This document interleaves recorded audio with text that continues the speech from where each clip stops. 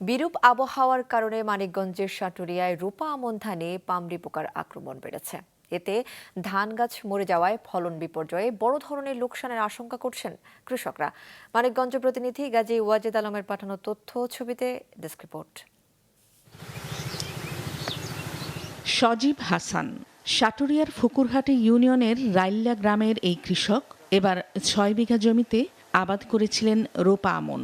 আশ্বিন মাসে ধান ঘরে তোলার কথা ছিল তার, কিন্তু পুরো ক্ষেত জুড়েই দেখা দিয়েছে পামরি পোকা। এতে ধান গাছগুলো শুকিয়ে মরে যাচ্ছে। পোকা দমনে এ পর্যন্ত 3 বার কীটনাশক দিয়েছে সজীব, কিন্তু তাতেও মিলছে না সুফল। দোকানে যায় বলি যে ভাই এই সমস্যা, হেরাই দিয়ে দেয়। আমরা তো মূর্খ সূর্খ মানুষ, এতটা বুঝি না।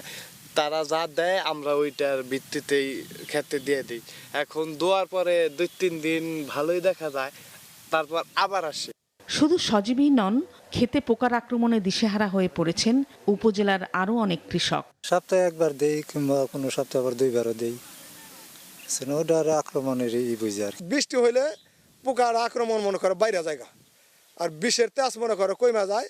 এই জন্য মনে করেন এই যে আবারও পোকায় মনে করেন আক্রমণ করে ফেলাইছে। ওই বিষটা দিলে ওই মাছটা কাটবো না, ওই পাতার মধ্যে পোকাটা হবে না, এদিকে অনেক ফলন একটু ক্ষতি কম হবে। বৃষ্টি এবং তীব্র গরমে খেতে পোকার আক্রমণ বেড়েছে। এক্ষেত্রে কৃষকদের প্রয়োজনীয় পরামর্শ দেয়া হচ্ছে, বলেন কৃষি কর্মকর্তারা।